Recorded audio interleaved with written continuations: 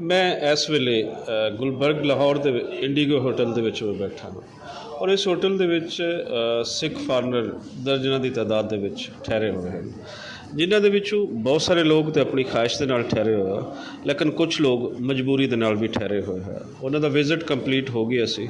ਉਸ ਤੋਂ ਬਾਅਦ ਜਿਹੜੀ ਰੀਸੈਂਟ ਸਿਚੁਏਸ਼ਨ ਬਣੀ ਹੈ, ਇੰਡੀਆ ਔਰ ਪਾਕਿਸਤਾਨ ਦੇ ਬਾਰਡਰ ਕਲੋਜ਼ ਹੋ ਚੁੱਕੇ ਹਨ ਔਰ ਇੱਕ ਅਜੀਬ ਸੂਰਤ ਹਾਲ ਦਾ ਸਾਨੂੰ ਇਹ ਸਾਹਮਣਾ ਕਰਨਾ ਪਿਆ। ਇੱਕ ਅਜੀਬ ਸੂਰਤ ਇਹ ਦੇਖਣੀ ਪਈ ਕਿ ਜਿਤਨੇ ਫਾਰਨਰ ਸਨ ਉਹ ਇੱਥੋਂ ਇੰਡੀਆ ਐਂਟਰ ਨਹੀਂ ਹੋ ਸਕਦੇ।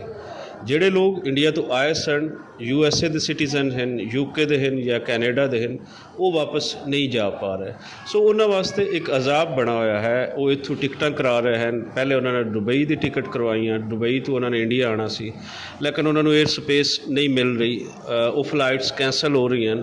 ਫਿਰ ਇਹ ਲੋਕ ਅਗਲੇ ਹੋਰ ਪੈਸੇ ਖਰਚ ਕਰਕੇ USA ਦੀ ਟਿਕਟ ਕਰਾ ਰਹੇ ਹਨ, ਕੈਨੇਡਾ ਦੀ ਕਰਾ ਰਹੇ ਹਨ, UK ਦੀ ਕਰਾ ਰਹੇ ਹਨ। ਸੋ ਇੱਕ ਅਜ਼ਾਬ ਦੀ ਸੂਰਤ ਹਾਲ ਉਹ ਇਸ ਵੇਲੇ ਬਣਾ ਦਿੱਤੀ ਗਈ ਹੈ। ਸੋਚਣ ਦੀ ਇੱਥੇ ਲੋੜ ਇਹ ਹੈ ਕਿ ਇੰਡੀਆ ਔਰ ਪਾਕਿਸਤਾਨ ਦੇ ਵਿਚਕਾਰ ਜਦੋਂ ਵੀ ਇਸ ਤਰ੍ਹਾਂ ਦੇ ਹਾਲਾਤ ਪੈਦਾ ਹੁੰਦੇ ਹਨ ਤਾਂ ਫੇਸ ਕੌਣ ਕਰਦਾ ਹੈ? ਉੱਧਰ ਅਤੇ ਇੱਧਰ ਦਾ ਪੰਜਾਬੀ ਹੀ ਫੇਸ ਕਰਦਾ ਹੈ। ਕਿਆ ਇਹ ਸਾਰੇ ਅਜ਼ਾਬ, ਇਹ ਸਾਰੀ ਸਿਚੁਏਸ਼ਨ ਪੰਜਾਬੀਆਂ ਦੀ ਹੀ ਜ਼ਿੰਮੇਵਾਰੀ ਹੁਣ ਹਮੇਸ਼ਾ ਵਾਸਤੇ ਰਹੇਗੀ ਕਿ ਪੰਜਾਬੀਆਂ ਨੇ ਇਹਨਾਂ ਨੂੰ ਭੋਗਣਾ ਹੋਏਗਾ? ਥੋੜ੍ਹਾ ਸਾਨੂੰ ਇਹ ਸੋਚਣਾ ਹੋਏਗਾ ਕਿ ਦੁਨੀਆ ਦੇ ਵਿੱਚ ਮੁਖਤਲਿਫ ਕੰਟਰੀਜ਼ ਦੇ ਵਿਚਕਾਰ ਹਾਲਾਤ ਖਰਾਬ ਹੁੰਦੇ ਰਹਿੰਦੇ ਹਨ, ਲੇਕਿਨ ਇਸ ਹੱਦ ਤੱਕ ਪੰਜਾਬ ਨੂੰ ਸਫ਼ਰ ਕਰਨਾ ਪੈਂਦਾ ਹੈ, ਇਹ ਮੈਂ ਕਿਤੇ ਨਹੀਂ ਦੇਖਿਆ।